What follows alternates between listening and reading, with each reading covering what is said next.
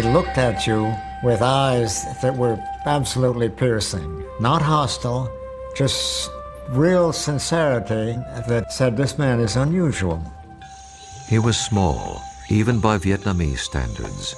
Only 4 feet 11 inches tall and barely 100 pounds, he appeared frail. He tried to project this image of himself as a simple, modest, emaciated, kind of wandering scholar. In fact, he was a tough guy. Perhaps no leader in history has resisted the guns of the enemy as stubbornly or as long as this little man. He's a very shrewd politician and a very good actor. He had an unshakable will that helped liberate a country and humble a superpower.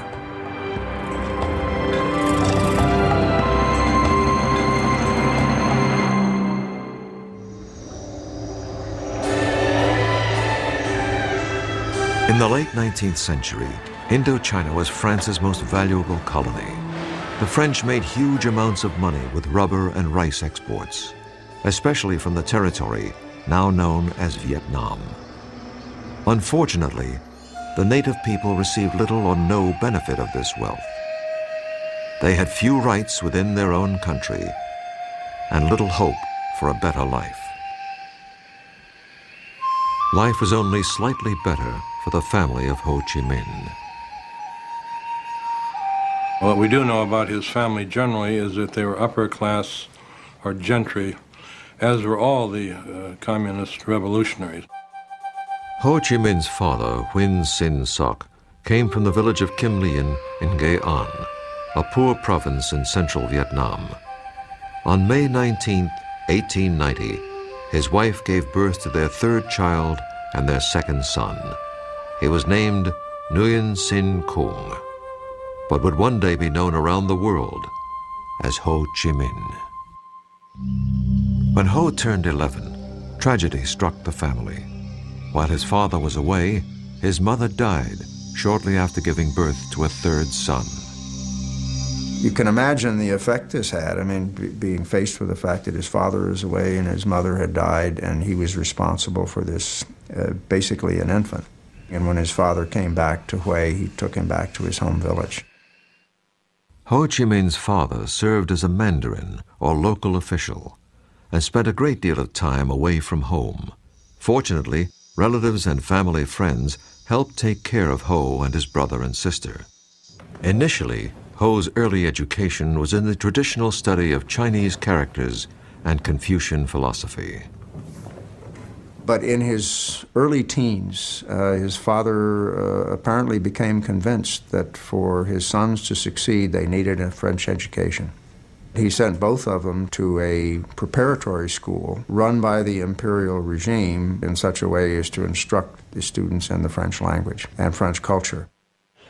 Though Ho's father worked for the imperial bureaucracy, he routinely criticized it for so easily relinquishing the country's independence to the French. He was recalled to Hue, and eventually he was dismissed entirely from the bureaucracy. And it's at that point that his life fell apart. And he went to Saigon. He took a job for a while on a rubber plantation. Later he sold traditional medicines. Ho's father spent the rest of his life wandering the countryside, struggling to make a living, while Ho lived in Hue. He saw less and less of his father. This had a great impact on Ho. He also believed that his father had been punished for simply saying what everyone knew was true. Most Vietnamese suffered greatly at the hands of their colonial masters. Those who protested or even complained were often imprisoned, beaten, or even killed by the omnipotent French colonials. In 1908, at the age of 17, Ho was studying at the prestigious National Academy in Hue. One day, a group of farmers marched past the school, protesting the high level of Mandarin corruption and excessive taxation. Ho translated their demands into French so the local colonial officials could read them. It was his first revolutionary act, and he attracted the attention of the dreaded Sûreté, or French secret police. The next day, Ho was summarily expelled from the academy. It was his last day of formal schooling in Vietnam. So here's this young Ho Chi Minh who is becoming educated and has a certain amount of resentment toward French colonialism. But at the same time, he knows enough about France to be captivated by the great French ideals of liberty, equality, fraternity, and he wants to see how those ideals are really practiced in France. They're not practiced in Vietnam, where you have a rather repressive French colonial system. Ho had inherited his father's rebelliousness and his wanderlust. At the age of 21, he entered a merchant marine school where he learned how to be a kitchen helper. This new skill enabled him to leave Vietnam and go abroad. I think he left for two reasons. One is maybe quest for education, that he would be able to get better education in France, provided he could afford it. Second, he probably did not see much of an economic opportunity in Vietnam at that point of time. Ho was hired by the French passenger liner, the La Touche-Treville. And in 1911, began an odyssey that would take him to nearly every corner of the world.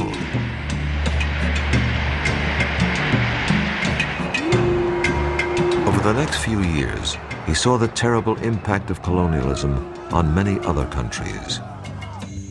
This had a profound influence upon him. Finally, Ho arrived in France. Despite his anti-colonial sentiments, Ho applied for entrance to the French colonial school that trained officials to serve in France's colonies around the world. This was hardly the career path of an anti-French revolutionary. Ho's application was turned down. There's no indication as to how he reacted to the rejection, except that we may assume that it probably strengthened his assumption that he couldn't expect to work from within the system, that he was going to have to work outside the system. In other words, it could very well have been one of a whole series of steps that eventually led him into becoming a revolutionary.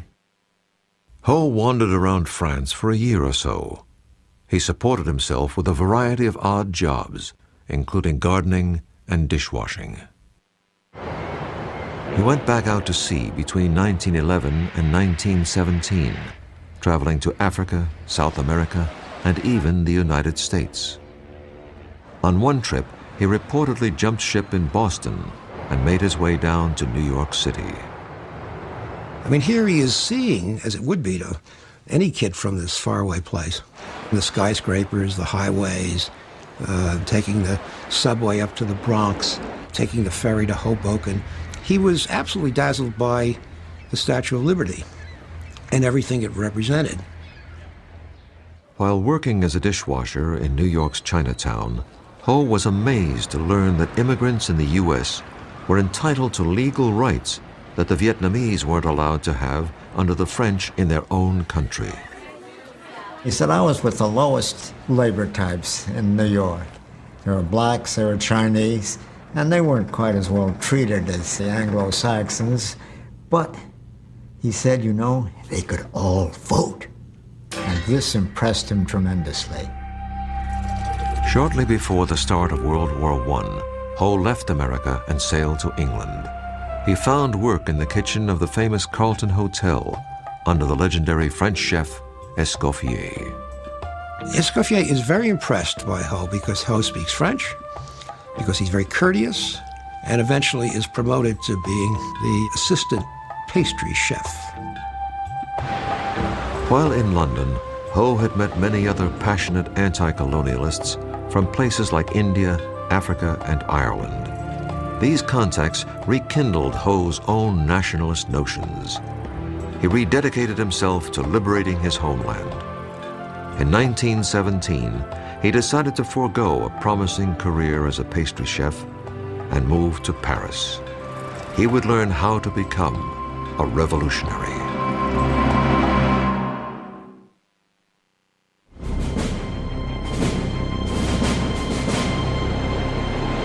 Ho Chi Minh arrived in Paris toward the end of World War I.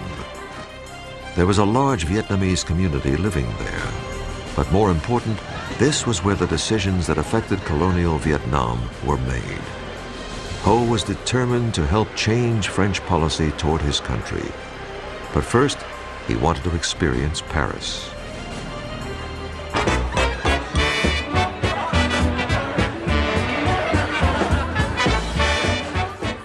He wandered around the town and would go to art galleries, take in lectures, improving his French. He used to love to go to music halls, and one of his favorite singers was Maurice Chevalier. And he memorized these songs and went on for the rest of his life, without the straw hat, of course, singing Maurice Chevalier songs. In Paris, Ho supported himself through a variety of odd jobs. He worked as a cook and he retouched photos. He even reported on boxing matches and reviewed films for a French newspaper. Of course, his primary goal was to somehow organize Vietnamese expatriates into a movement that would pressure the French government into improving conditions in his homeland. People who encountered Ho Chi Minh in those days tended to say pretty much the same things. Very intense young man, very anxious to learn, very idealistic, a man very much driven by ideas. But what was remembered about him perhaps more than anything else was his sharp eyes that essentially seemed to penetrate the soul of the person who was talking to him. Ho discovered that there were many Frenchmen who were sympathetic to his cause. These liberals encouraged him to join their socialist group and to write and publish his own ideas. Soon, Ho and other Vietnamese expatriates began publishing an anti-colonial newspaper directed toward the Vietnamese community in France. Their leaflets were even smuggled back to Vietnam. All of his writings really are on that theme, what a rotten deal colonials are getting all over the French Empire, which indeed they were. And Ho's point of thinking is, how do you fix this? Do you fix it with revolution? Do you fix it with violence? How do you do it? Writing under the pseudonym Nguyen Ai Quoc, or Nguyen the Patriot, Ho simply advocated better treatment and equal rights for his people, not revolution. He achieved a near-legendary status in certain circles back in Vietnam, where his rhetoric was considered visionary. Ho also attracted the attention of the imperial regime back home. They accused him of inciting treason and condemned him to death if he ever returned to Vietnam. In 1919, U.S. President Woodrow Wilson traveled to the Versailles Peace Conference to present his famous 14-point plan for world peace.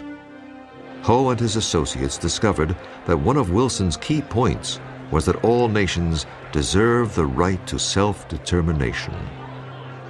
Ho believed that this meant that the U.S. was advocating the end of the colonial system. And Ho Chi Minh, thinking that this might apply to Vietnam, got himself all dressed up in a cutaway coat and striped pants and a top hat.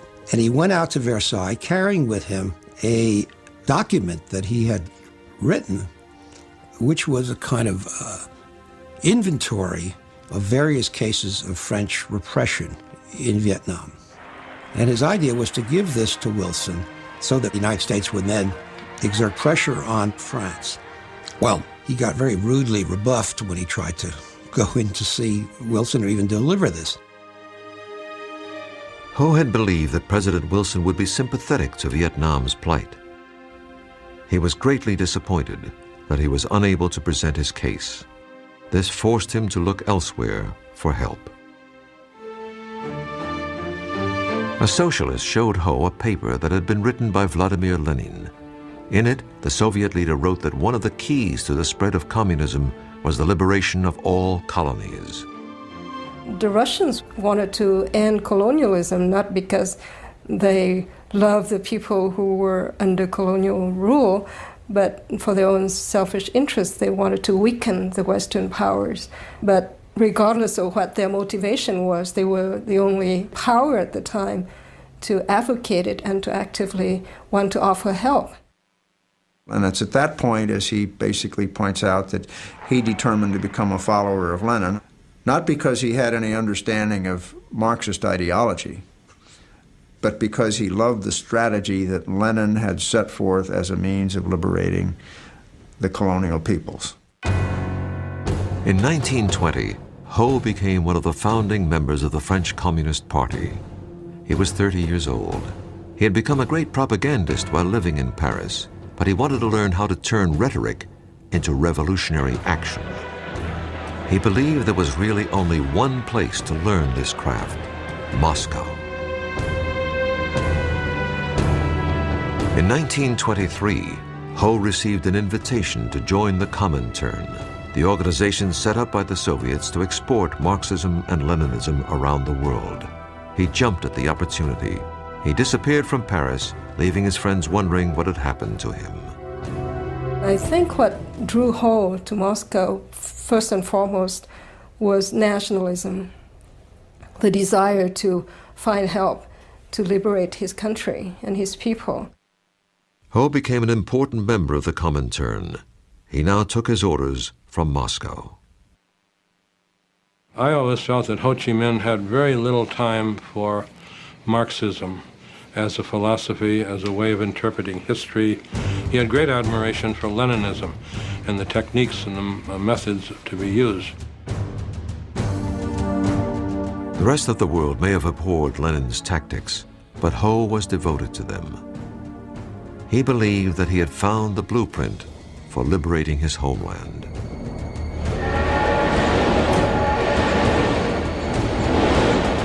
Ho received his first international assignment when he was sent to Canton in South China to help organize communist cadres. It was here that he also began a clandestine lifestyle that would last nearly 30 years. He went underground, so to speak. And you have him wandering around the world under a wide variety of aliases. Some of them Vietnamese, some of them Chinese, depending on where he was and what purpose he needed. If, for example, he contributed to a French newspaper, he'd call himself Victor Le Bon. If he contributed to a Russian newspaper, he'd call himself Nafransky, and so forth. In 1927, Ho was nearly arrested when the Chinese nationalist leader Chiang Kai-shek turned against the communists. Ho narrowly escaped capture and a likely death sentence, and eventually made his way to Siam, or present-day Thailand.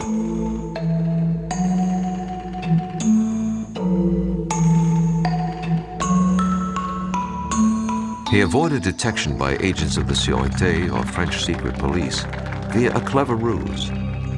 He learned some Thai, shaved his head, donned a saffron robe, and traveled as a Buddhist monk. There was a large Vietnamese community living in northeast Thailand, so Ho preached his cause as he wandered from village to village in disguise. I don't know of any other leader of his stature having done this kind of masquerading under different guises or having had to change his name so many times, which makes me wonder whether this was just a necessity or was it the sense of the drama in the man that prompted him to do this. For most of the 1930s, Ho's whereabouts were not known. He had even been reported dead. Ho just disappeared. He was either in the cave of Yan'an with Mao, he was in a Stalin jail. There's no world figure that you can say that we don't know where he was for almost a decade. And again, this was not accidental. I mean, he didn't want to be found. Ho emerged again on the world stage shortly before the outbreak of World War II. He'd always believed that there would one day be a time when the conditions would be just right to begin the liberation of his homeland.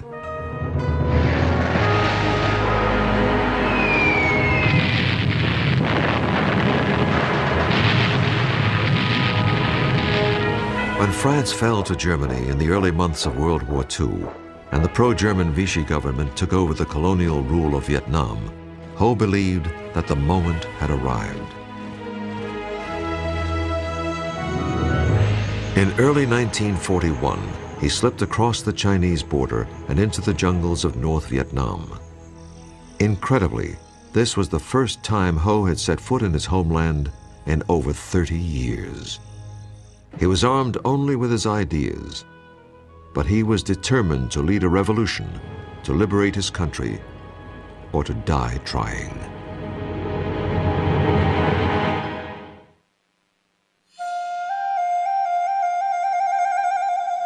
When Ho Chi Minh walked across the border into North Vietnam in 1941, it marked the first time he had set foot in his country since 1911. He had no weapons, almost no money, and very little support. But he was determined to organize a guerrilla movement that would drive the foreigners from his country. He calls the movement the Viet Minh, which is an acronym for Independence League. And he takes for the first time this name Ho Chi Minh, which means roughly bringer of light. So Ho Chi Minh begins to exist under that name, the famous name, now 1941. Well, there seems to be something of a myth that Ho Chi Minh, when he came back to Vietnam after 30 years of absence, was looked upon by, quote, everybody as the leader of Vietnam. I doubt that that's the case, because there was not the kind of media ability to influence the thought of people in the countryside. At that time, 90, maybe 95% of the people in Vietnam lived in small villages and cultivated rice. There were educated Vietnamese in big cities like Hanoi and Saigon who greatly admired Ho's writings under his pen name Nguyen the Patriot. But they were in the minority. The vast majority of the people in the country were not familiar with Ho or his work. In fact, most of them could not read. So his main aim was how to communicate and become close to the peasants. So he managed to adopt this very popular style, talking very simply to the peasants and being like an uncle, a member of the family. Ho brought the role that his father had played as the avuncular village mandarin or local public official to a national level. Though some critics believe that this persona was nothing short of a calculated act, it was effective and the movement gained momentum. I think Ho Chi Minh's goal determined his behavior. In order to reach the masses, he had to be looking and acting and living like a peasant, to be in communion with the needs of the peasants. Ho and his followers also promoted the notion that he was a lifelong celibate who didn't have time for romance or a family because he was so devoted to his cause. This was a myth. It's fairly clear now that he had several relationships. Whether they were formal marriages or not is difficult to substantiate because there are no certificates that we can point to. It's quite well established that he had either a Chinese wife or a Chinese concubine when he was in Hong Kong. No one knows at this point what happened to that woman. If Ho was married when he returned to Vietnam, it was to his cause. He was much more interested in finding the right people to form the nucleus of his movement. One of Ho's best decisions was to enlist the help of a talented young man named Vo Nguyen Giap. Giap had a brilliant military mind and was a born leader. But when Giap and his men first encountered Ho, they didn't know who he was or why they should follow him. Ho told them that he had been trained in Moscow and that he was going to liberate the country by using the proven methods of his hero, Lenin. Giap and his men, and hundreds of others, soon joined Ho. I never thought of him as a revolutionary as much as an organization man. What he was a genius at was his ability to organize movements, the front organization particularly. A popular front is simply a group of groups united in a single purpose. Ho brought many of the other Vietnamese nationalist organizations together under his banner. But in order to do this, he had to focus on the issues that would appeal to the broadest possible group.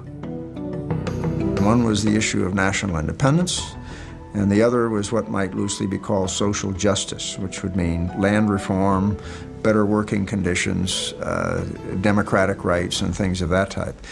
You note here not a single word about communism, about collectives, about nationalization of industry, but very simple humanistic ideas that the vast majority of the Vietnamese people could accept.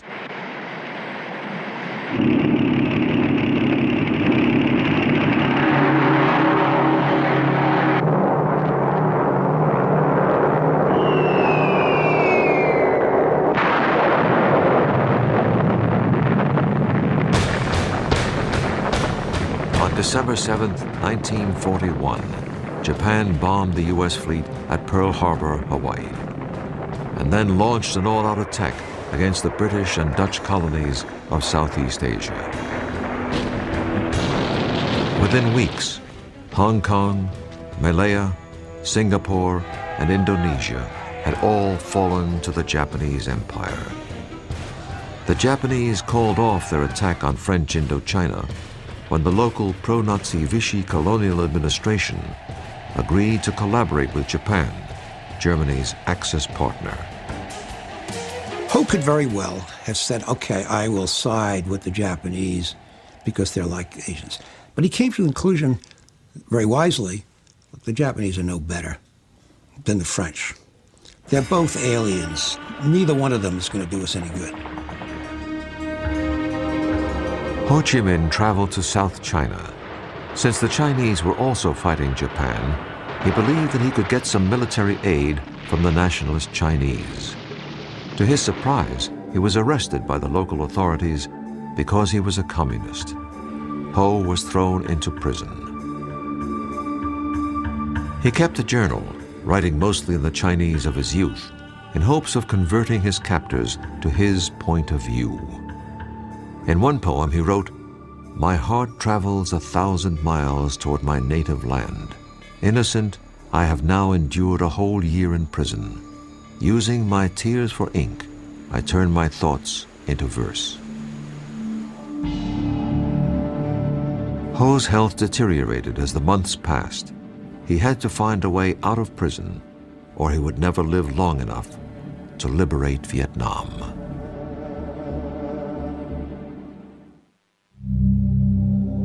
Ho Chi Minh spent 14 months enduring the worst imaginable treatment in prison.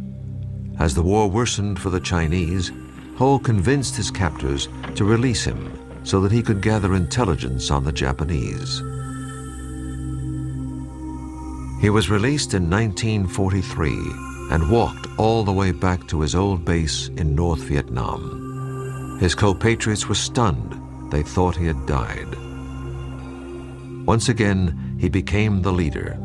He was 53 years old.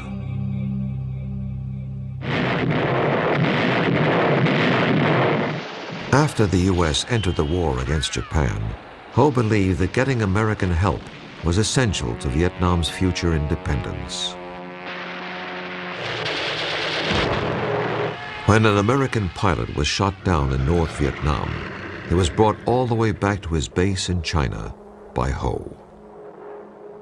And you got to try to imagine this guy. He's wearing sandals and shorts. He's got this wispy beard, and he looks like, you know, he weighs about 85 pounds, and he looks like he'd be blown over with a feather. Ho offered his services to the commanding officer, General Claire Chennault of the legendary Flying Tigers. Chennault declined the offer, but the Office of Strategic Service, or OSS, America's wartime intelligence service, was interested.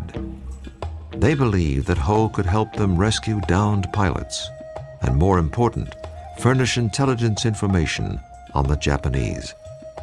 Ho was accompanied back to his base by an OSS officer, giving credence to his claim that the U.S. was his ally. When the OSS began supplying radios, weapons, and training, it helped establish Ho's Viet Minh as the preeminent Vietnamese nationalist organization. But once again, Ho's life was in jeopardy. Ho took to his bed and really seemed very sick, so we sent in a paramedic. And indeed, His report, as best I can remember, was saying this cadaverous old bag of bones is why he's living, I don't know. But he opened his kit and fed him every antibiotic he had, and Ho recovered. Ho greatly appreciated the Americans, and he impressed all of them. He not only spoke and wrote in English, but he seemed to understand their culture too. He had also acquired a very American habit. He liked to smoke American cigarettes, Philip Morris in particular. But he always carried in his front pocket Vietnamese packets of Vietnamese cigarettes. And then those are the ones that he will offer to the guests.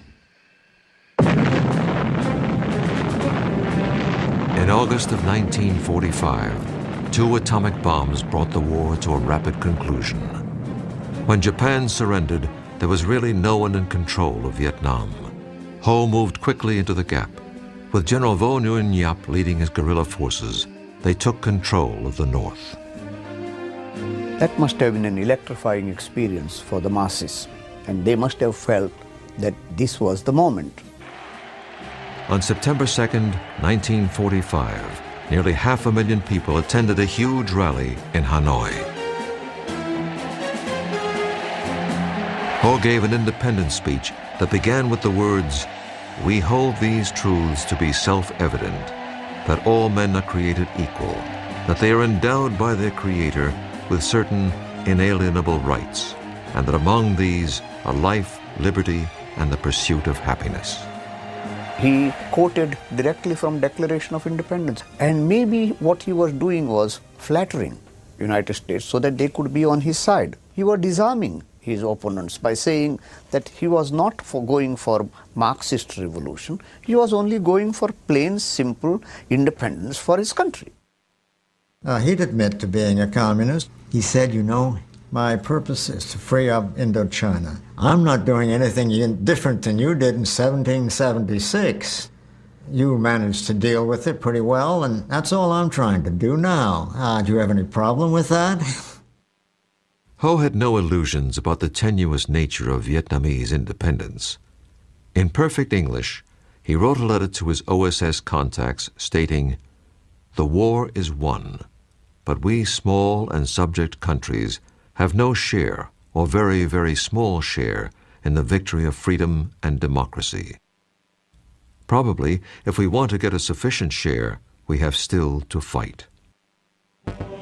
Ho went to Paris in 1946 in hopes of working out a compromise where Vietnam could become autonomous within the French Commonwealth. I think Ho Chi Minh was trying to postpone the inevitability of armed conflict with France, because I think he was under no illusion that the French would give up without a fight. Ho's mission to Paris failed. Back in Vietnam, conditions were even worse than they had been before World War II. The French army returned and brutalized the country. As many as 2 million Vietnamese starved to death during a famine, while rice was exported to France. Ho appealed to the U.S. for mediation, but never even received a reply. The emerging Cold War between the Soviet Union and America made France's participation in the defense of Western Europe critical to the U.S. The French agreed to cooperate with the Americans, but the U.S. had to keep out of France's colonial affairs. Ho Chi Minh was meeting with a rather sympathetic French official. He said to him something that is very, very important, that the French didn't understand at the time, and which also becomes important later for the United States. He says, if we go to war, we're going to lose 10 men for every one that you lose. But in the end, we'll win and you'll lose. By the end of 1946, Ho, General Giap, and the Viet Minh were back in the jungle fighting a guerrilla war against the French.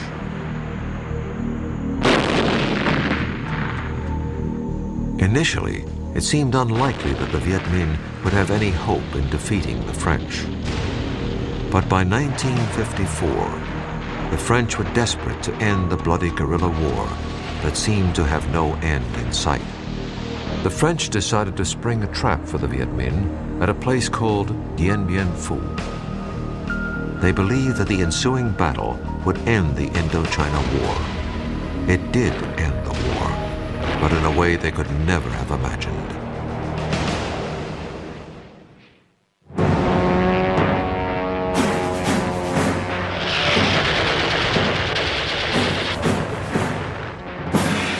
In March of 1954, the French army believed that they had lured Ho Chi Minh's forces into a trap near a remote outpost called Dien Bien Phu. Unfortunately for the French, they only trapped themselves. The battle cost the French over 15,000 casualties. It also cost them Indochina. The Viet Minh victory over the French marked the first time that a European power had been defeated in battle by its colony since the American Revolution.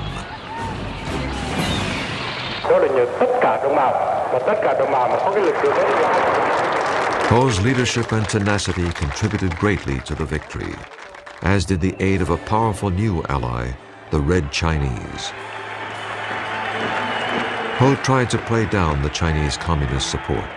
He feared that this alliance would drag Vietnam into the Cold War. And this would mean, therefore, that Vietnamese independence would not be a local question between Viet Minh and the French, but would be now an international question between the two superpowers.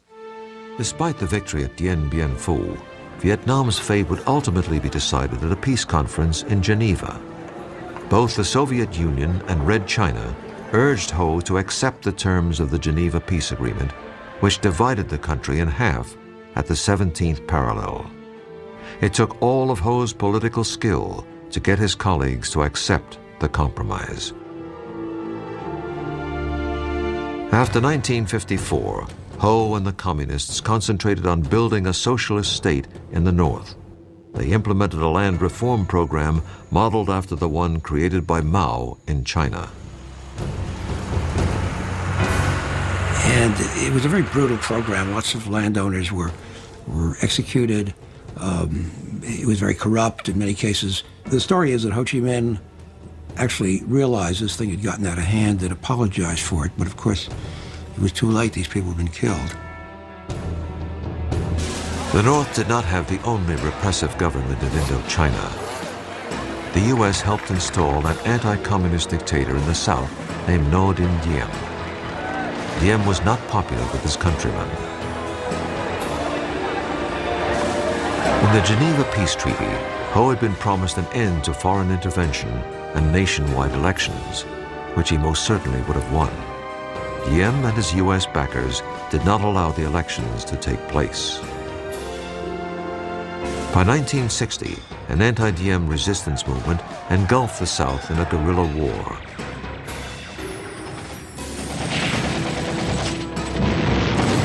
The more the North supported the guerrillas, or Viet Cong, the more the U.S. intervened to counter the spread of communism.